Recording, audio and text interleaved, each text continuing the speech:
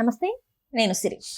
దావోస్లో కూడా ఇప్పుడు మాజీ ముఖ్యమంత్రి జగన్మోహన్ రెడ్డి గారి పేరైతే వినిపిస్తుంది. దీంతో మరి ఏపీలో పెట్టుబడులు పెడదాం అనుకున్న వాళ్ళకి అది పాజిటివ్ అవుతుందా నెగిటివ్ అవుతుందా అనే అంశం కూడా ఇప్పుడు చర్చనీయాంశమైంది. సో దీంతో మరి అక్కడ పెట్టుబడులు పెడతారా లేదా అనే అంశాన్ని మనకు వివరించడానికి మనతో పాటు ఉన్నారు ప్రముఖ సీనియర్ జర్నలిస్ట్ జగదేవ్ గారు.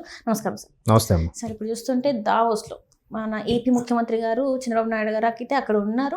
సో అక్కడ ఇప్పుడు ఏంటంటే ఏపీలో పెట్టుబడులు పెడదాం అనుకునే వాళ్ళకి అక్కడ మాజీ ముఖ్యమంత్రి ఎవరైతే ఉన్నారో జగన్మోహన్ రెడ్డి గారు పేరు వినబడడం స్టార్ట్ అయింది. సో దాంతో మళ్ళీ వాళ్ళు ఉలిక్కి పడుతున్నారు. అసలు మరి ఏపీలో పెట్టుబడులు పెట్టాలా వద్దా ఏంటి, అసలు మరి అది పెడితే మనకు పాజిటివ్ అవుతుందా నెగిటివ్ అవుతుందని కూడా ఆలోచనలు పడ్డారన్నట్టు తెలుస్తుంది. మరి దీని మీద మీ స్పందన ఏంటి సార్?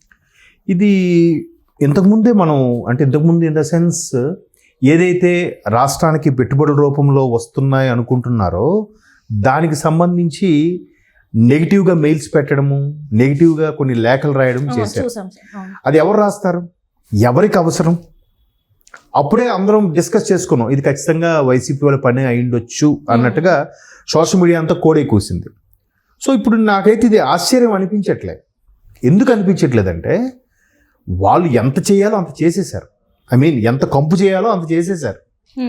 ఇప్పుడు వీళ్ళు వెళ్ళేసరికి వీళ్ళకి అది ఎదురయ్యింది. ఎందుకు ఎదురయ్యిందంటే ఖచ్చితంగా మేబీ వాళ్ళకి ఫేవర్గా పనిచేసి 100 మందిలో ఒక్కడైనా ఉంటాడుగా. ఆ ఒక్కడు ఇలాంటి క్వశ్చన్ అయినా రైట్ చేసి ఉండొచ్చు. లేదా ఏమండి మీ దగ్గరకు వస్తే చాలా ఇబ్బందులు అంట కదా, ఇప్పటికే అప్పుల్లో ఉన్నారంట కదా, అన్ని ప్రభుత్వ ఆస్తులు కూడా తాకట్లో ఉన్నాయంట కదా, మీరు ఎలా సౌకర్యాలు కల్పిస్తారు, మౌలిక సదుపాయాలు ఎలా కల్పిస్తారు, వాటర్ ఎలా అందిస్తారు, బిల్డింగ్లు ఏమి మాకు అరేంజ్ చేస్తారు, ల్యాండ్ ఎక్కడ ఇస్తారు, అన్ని ల్యాండ్లు కూడా కబ్జాల్లోను వాటిలో వీటిలో లిటిగేషన్లు ఉన్నాయంట కదా అని క్వశ్చన్ రైట్ చేస్తాడు ఎవడైనా. రైట్ చేస్తే ఎవరికైతే చంద్రబాబు నాయుడు గారి పనితనం మీద కూటమి ప్రభుత్వం మీద నమ్మకం ఉందో వాళ్ళు అడుగేస్తారు. లేని వాళ్ళు ఎందుకు ముందుకు అడుగేస్తారంటే 2014 నుంచి 19 మధ్యలో ఏదైతే ఒప్పందం కుదుర్చుకున్నారో 19 తర్వాత జగన్మోహన్ రెడ్డి గారి ప్రభుత్వం వచ్చిన తర్వాత బాబు మీకు నమస్కారం చెప్పి వెనక్కి అయిపోయారో వాళ్ళు మళ్ళీ ఇప్పుడు వస్తారు. బట్ కొత్తగా వచ్చే వాళ్ళకి కొన్ని అనుమానాలు ఉంటాయిగా. రకరకాలుగా వినిపిస్తుంది. ఇప్పుడు ఫర్ ఎగ్జాంపుల్ ఒక ఇల్లు కొనడానికి వెళ్తున్నారు మీరు, ఆ ఇల్లు వాస్తుపరంగా అంతా బాగుంది, ఊరికే పక్కోడు దక్కించుకోవడానికి అడేమంటాడు, ఆ ఇంట్లో ఎవరో అమ్మాయి ఉరిపోసుకుందట్రా, వద్దు ఆ ఇల్లు మంచిది కాదంటాడు.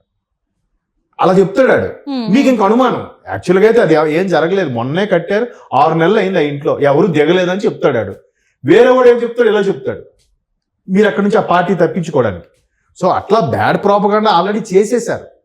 వాళ్ళ ఉద్దేశం చూడండి, మేము అధికారికంగా రాజకీయంగా ఉండాలే తప్ప రాష్ట్రం ఏమైపోయినా, నిరుద్యోగులు యువత ఏమైపోయినా, ప్రజలు ఏమైపోయినా, అవకతవకలు జరిగిపోయినా, అందరూ తిండికి లేక ఇబ్బంది పడినా వాళ్ళు అధికార పీఠం ఉంటే చాలు అనే మనస్తత్వం వాళ్ళదే అని ఇప్పటికైనా అర్థమవుతుందా?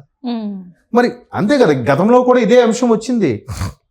లోకేష్ గారి పెట్టుబడులకు సంబంధించి దావోస్ కాకుండా యుఎస్ లాంటి కొన్ని కంట్రీస్కి వెళ్ళినప్పుడు అక్కడికి లేఖలు రాశారంట వీళ్ళు.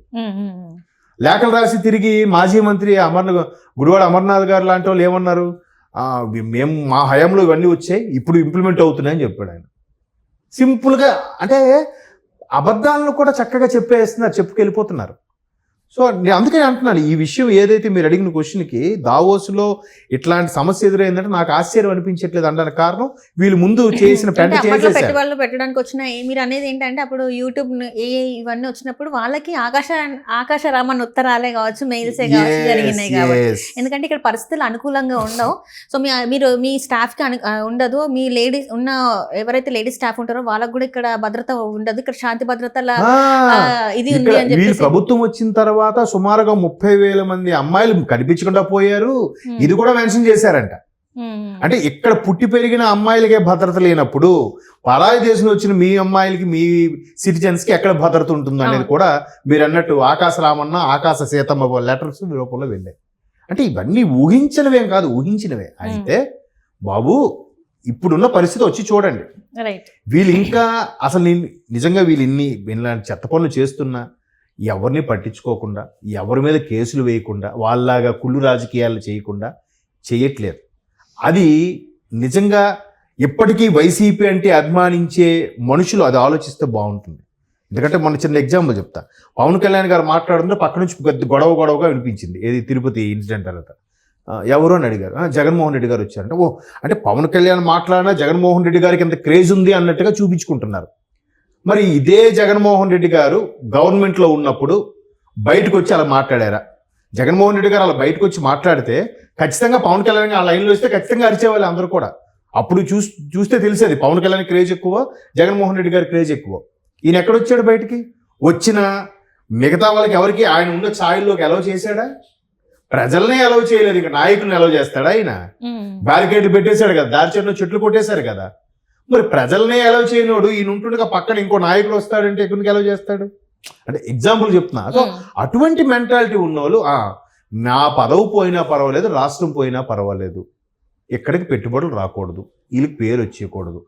పేరు వచ్చేసి సామాన్యులు డెవలప్ అయిపోతే అరే మనం అందరూ మన కింద ఉండాలనే కదా పేరున నెలకో పథకం చొప్పులు ఇచ్చాము, వీళ్ళందరికీ చిల్లరేసేసాం కదా, ఇంక వీళ్ళందరూ డెవలప్ అయిపోతే రేపు పొద్దున్న వీళ్ళు కూడా నాతో పాటు ఈక్వల్గా మంత్రివర్గంలో కూర్చుంటారేమో, వీళ్ళు కూడా నాతో పాటు ఫ్లైట్లో జర్నీ చేస్తారేమో అని ఆయన అనుకున్నారేమో. చేయకూడదు. సామాన్యుడు ఎప్పుడు ఇలాగే ఉండాలన్నమాట. ఈయన ఇలాగే ఉండాలి, ఈయన ఇలాగే ఉండాలి. మరి అలాగే కనిపిస్తుంది. ఇప్పుడు ఇవన్నీ వచ్చి రావడం వల్ల ఎక్కడికో బెంగళూరు, చెన్నైయో, హైదరాబాద్ వెళ్ళాల్సిన అవసరం లేదుగా.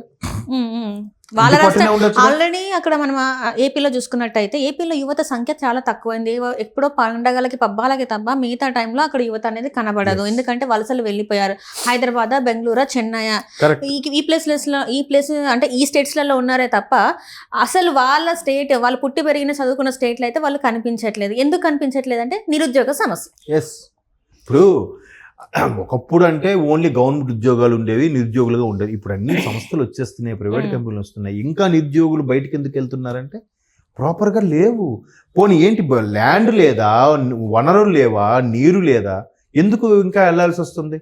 మొన్న సంక్రాంతికి వెళ్ళినప్పుడైతే ఎంతమంది అసెంబ్లీ అయ్యారో తెలియదు. అందరూ ఇప్పుడు కూటమి వచ్చిందిరా, ఎక్కడైనా కంపెనీలు వస్తున్నాయంటున్నా కాబట్టి ఎక్కడైనా బాగుంటే డెవలప్ అయితే బాగుంటుంది, మన వాళ్ళకి దగ్గరగా ఉంటాం కొంచెం అంటూనే ఇంకొంతమంది బెంగళూరు నుంచి వచ్చిన ఫ్రెండ్స్ వాళ్ళు ఏమంటున్నారంటే ఓ బాబు పోనీ నెక్స్ట్ ఎవరికి వేసినా కానీ ఇంకొక 10 ఏళ్ళ వరకు బాబు ఉండేటట్టు చూడండి రా, తర్వాత మీరు ఎవరిని మార్చుకున్నా పర్వాలేదు, 10 ఏళ్ళ పాటు ఉంటే ఈయన కనీసం ఎస్టాబ్లిష్ చేసేస్తాడు రా అని అంటున్నారు. అంటే ఎవరు ఎప్పటికీ కుతంత్రాలతో పక్కోడు డెవలప్ అయితే చూడలేని మనస్తత్వంతో ఉన్న కొంతమంది ఉన్నారు కార్యకర్తలు, ఏ పార్టీ అని అనవసరం. అలాంటి వాళ్ళు దృష్టిలో పెట్టుకుని అలాగే మార్చకండి రా, ఈ ఒక్కసారికైనా బాబు గారికి అవకాశం ఇస్తే ఎస్టాబ్లిష్ అయిపోతుంది. అంటే 2029లో కూడా మీరు మళ్ళీ ఆడువల్లి పథకాలు అల్లడి 10,000 ఇస్తాడు, ఇల్లు 15,000 ఇస్తాడు అని పెట్టి అట్రాక్ట్ అవ్వకండ్రా. అవి అన్నాళ్ళు శాశ్వతం కాదు, కొన్నాళ్ళకి తిండికి లేక చేస్తారు. ఇట్లాంటి సొంతంగా డెవలప్మెంట్ తెచ్చుకునేలా చూడండి. అంతే కదా. ఇప్పుడు హైటెక్ సిటీ లాంటివన్నీ ఎస్టాబ్లిష్ చేసేసరికి ఇంకెవడో వచ్చి వస్తాడు.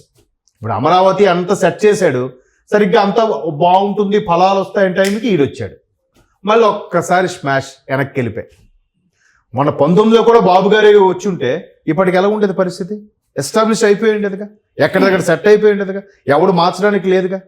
అయితే ఒకట్లేండి, ఈ మనస్తత్వం వేరులేండి, గత ప్రభుత్వం మనస్తత్వం. ఇప్పుడు ఎక్కడ కూడా బాబు గారు వచ్చి ఎస్టాబ్లిష్ చేసి వెళ్ళిపోయిన తర్వాత కాంగ్రెస్ గోలు కానీ తర్వాత బీఆర్ఎస్ వాళ్ళు కానీ ఎక్కడైనా తప్పు అది పడగొట్టేయండి. సైబర్ టవర్స్ బాబు గారి టైంలో కట్టారా, కూర్చేయండి. టీ హబ్ కేసీఆర్ గారి టైంలో కట్టారా, కూర్చేయండి అని అంటున్నారా? లేదు కదా. అక్కడి నుంచి ఇంకొంచెం ముందుకు తీసుకెళ్ళాయి ప్రభుత్వాలన్నీ కూడా. ఇక్కడ అలా కాదు కదా, బాబు గారు కట్టారా, కూల్చేయండి, బాబు గారు తెచ్చిన కంపెనీ వెనక్కి వెళ్ళిపోండి. అసలు అలా ఉన్నోళ్ళు దావోస్లో ఎక్కడే అంత చేసిన వాళ్ళు పక్క దేశంలో చెయ్యరని గ్యారంటీ ఏంటి? మనోడే శత్రువు కదా. Thank you so much.